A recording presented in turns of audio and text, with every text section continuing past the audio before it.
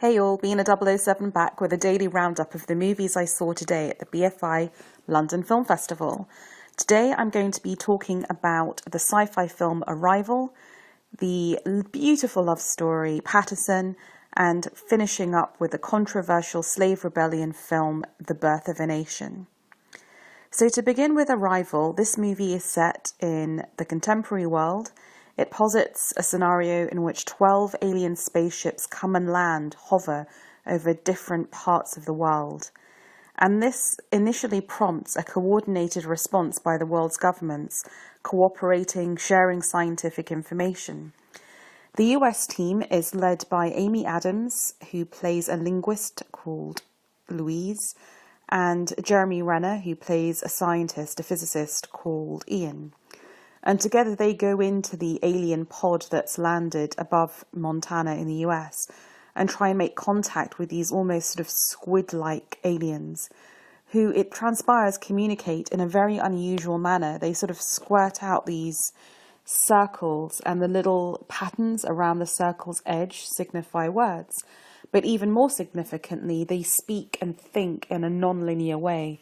In other words, think of if you were to say a sentence, but every word that you said could come out in any order because you could assemble them at any point in time, if that makes sense. At any rate, it does in the context of the movie. And a very important sort of philosophical idea being explored here is that, is it the case that the language that you learn influences not just how you think and perceive and describe the world, but actually your neural wiring? In other words, if you were to try and communicate with an alien in non-linear terms, would that fundamentally impact the way in which you perceive time? So that's the sort of the sci-fi thematics of this piece. The emotional thematics come from Amy Adams' character, who in a sort of very important 5 to 10 minute prologue, so it's very important you get to this movie on time, we see her life with a child, so the baby growing into a young daughter, and then tragically killed by a disease in her young teenage years. And this is the sort of emotional burden that we see Amy Adams' character carry through the film. And as it goes on, we're going to learn more, obviously, about that backstory and the choices that were made that led up to it. So, to start off with what I really like about this film, like I said, I really love the visual design of it. The aliens look fantastic, as do the spaceships. I love the sound design. I love everything about how handsome it is, how smart it is, the colour palette it uses, the casting, the fact that Amy Adams just allows herself to look like a middle-aged woman. You know, she has crow's feet, her face wrinkles. Everything drips with authenticity and a real desire to make a quality sci-fi film that treats its audience with respect. But I do feel that, in a sense, this is rather a derivative film. The idea of a central protagonist in sci-fi who's burdened by memories of guilt relating to, not guilt necessarily, but just haunted by motherhood and what went wrong in that is very obviously similar to Gravity in Sandra Bullock's performance, which I think had more emotional heft. I mean, there are definitely scenes in this film, Arrival, which are meant to pull at our heartstrings and give us an emotional catharsis, which I don't think worked as well as Gravity. The other way in which I think it feels like a pale imitation is really in comparison with Christopher Nolan's Interstellar, which obviously was an incredibly intelligent film in which the science had been very clearly thought out. And you may or may not have bought into the sort of emotional arc that kind of went around that. But certainly the idea of an emotional arc as a shorthand for how you perceive time and different dimensions, I think is very well played out in Interstellar and is hinted at here but never really worked out in the same way. In other words, here it feels almost like, I don't want to say like a cheap whodunit, because that's actually really insulting to a film, which I do think is very good. I just feel that, in a sense, is not as interested in the science as Interstellar is. And because it comes so soon after Interstellar and Gravity, that, you know, if you like your sci-fi, that is a little bit of a problem. So overall, I would say Denis Villeneuve, great director, and he's produced a really visually, orally interesting movie here. I think Amy Adams' central performance is really good, especially when you get to the sort of the final, I guess, 20 minutes or so of this film where she's really entering into the minds of the aliens. It's really fascinating to watch and see. But I think, just as pure sci-fi goes, it's probably not the most interesting sci-fi film I've seen in recent years. Nonetheless, well worth checking out. And I think it's testament to just how good this film festival has been, that Arrival is one of the weaker films I've watched, but that's just because so many of them have been unbelievable, you know, beyond films of the year, films of the decade. At any rate, Arrival has a running time of 116 minutes and is rated 12A. The movie played Venice, Toronto, and London 2016. It will be released in Australia on November 11th, also on November 11th in the UK and the USA.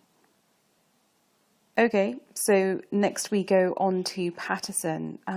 Words cannot describe how much I loved this film. And in a sense, it's a very uncomplicated film that sort of resists cynicism, it resists nasty plot twists, it resists drama. It's 115 minutes and it's just a beautiful love story. It's the story of a guy called Paterson, who's a bus driver in the city of Paterson, New Jersey. So this is contemporary America. It's a kind of small, rather shabby-looking post-industrial town. And he's just a mild-mannered guy, you know. He's one of life's good guys. He's played by Adam Driver, who you'll know as Kylo Ren from The Force Awakens, so sort of parallel opposite character. And he's the kind of guy who just delights in the simple pleasures of life, of maybe listening to a kind of funny story of some of his passengers on the bus, or just seeing a beautiful waterfall, maybe. He writes poetry. And as the movie starts, we see him recite some of his poetry, and it kind of feels a little bit hokey and bad. But then as he refines it, you realize there's a certain beauty to it. And actually, I learnt after watching the film that the poetry has been written by a real-life poet called Ron Padgett. And it's really good, actually. I would buy a book of this poetry if it existed. The inspiration for some of for some of Paterson's poetry is the world around him, the things he chances upon, but also his love for his girlfriend Laura, played by the wonderful Golshifteh Farahani. And she's hilarious. She's just this incredibly creative woman. She is obsessed by black and white abstract patterns and circles. She has all these dreams, and as a cynical audience member, you might think them ludicrous. Like, at one point, she wants to be the cupcake queen of New Jersey, and then in another moment, she's buying a guitar off the TV because she wants to be a country and western singer. And it's very easy to be cynical about these things and think that she's naive and wasting money and just ludicrous and delusional.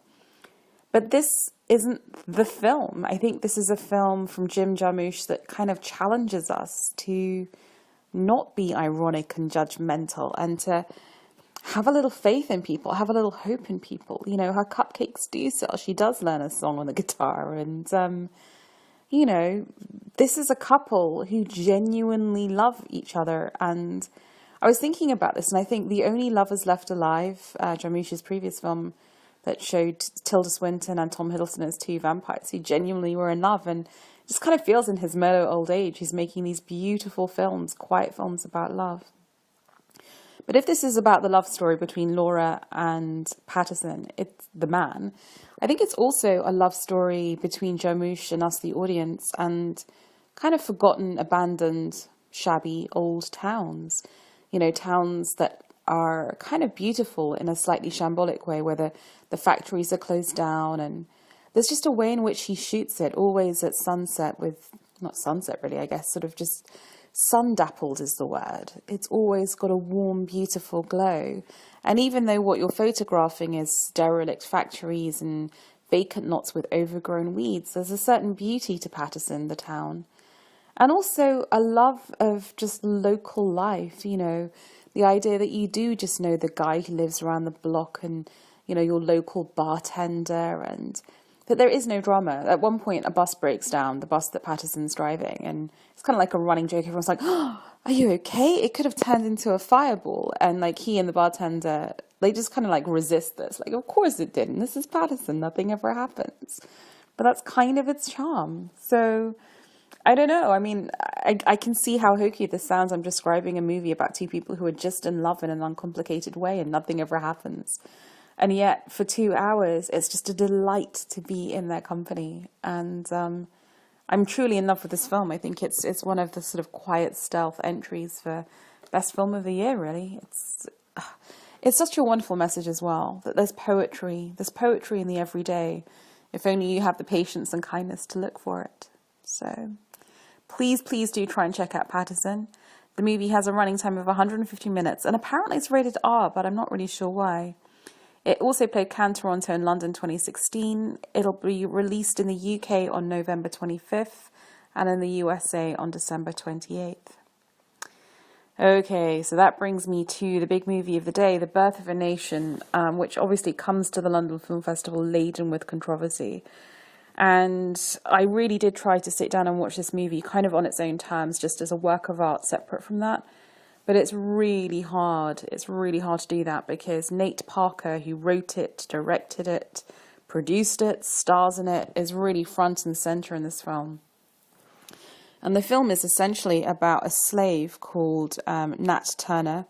This is a true story, in the early 1800s in the USA, who, according to this film, is a very religious man. He learns to read early, is given a Bible by a kindly slave-owning mother, and is taught how to preach and gains fame as a preacher, but he also gains visions and thinks of himself as a messianic leader of his people.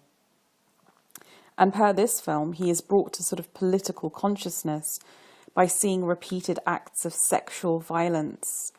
And it's interesting that kind of almost the opening scene of this film shows the adult Nat Turner try and save a woman from the threat of sexual violence by having his master buy her.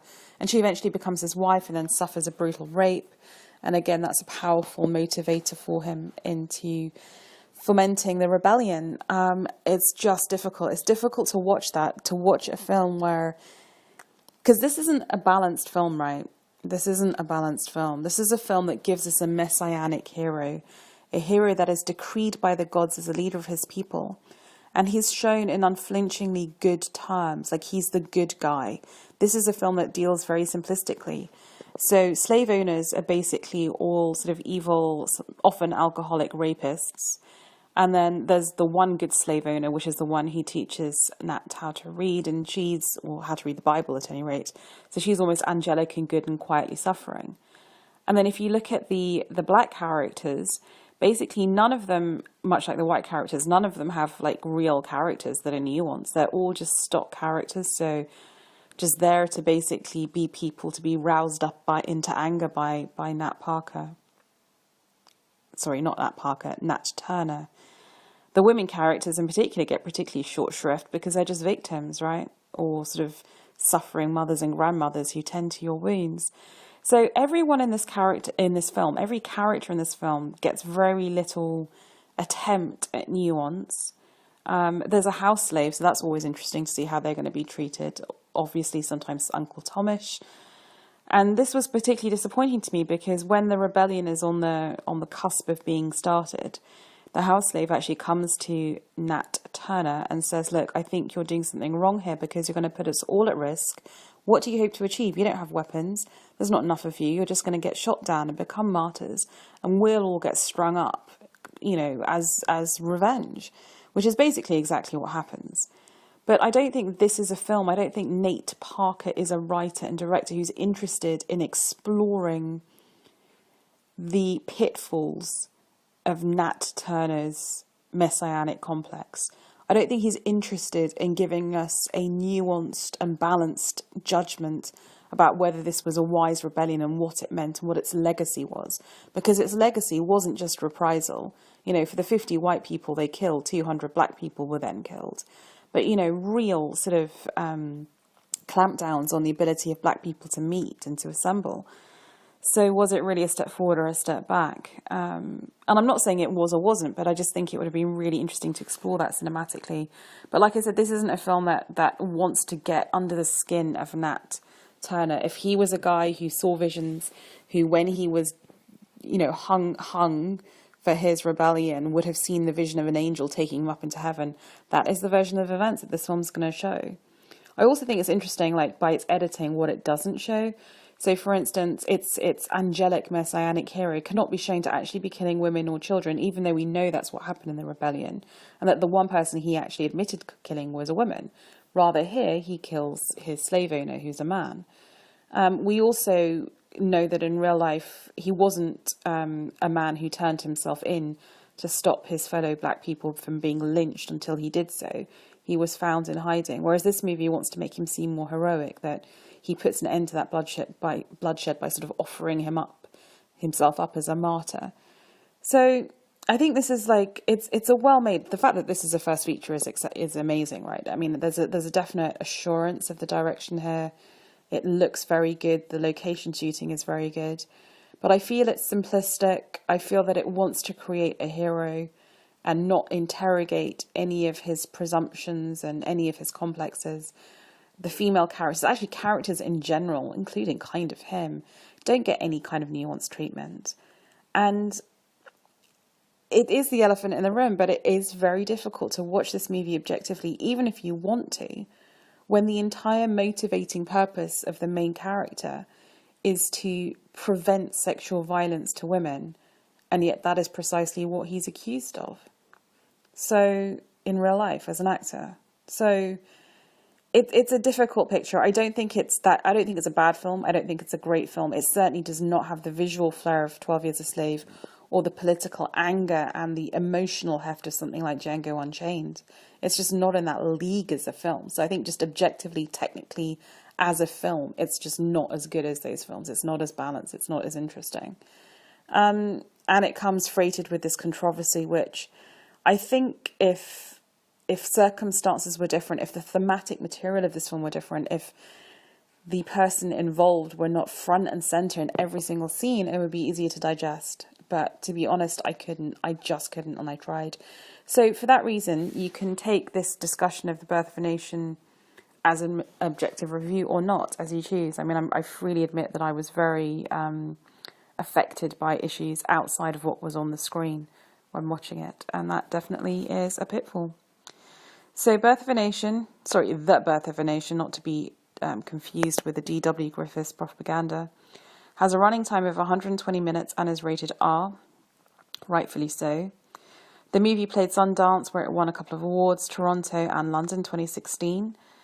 It was released in the USA on October 7th, and I think that its release has been affected by the controversy, judging by the takings.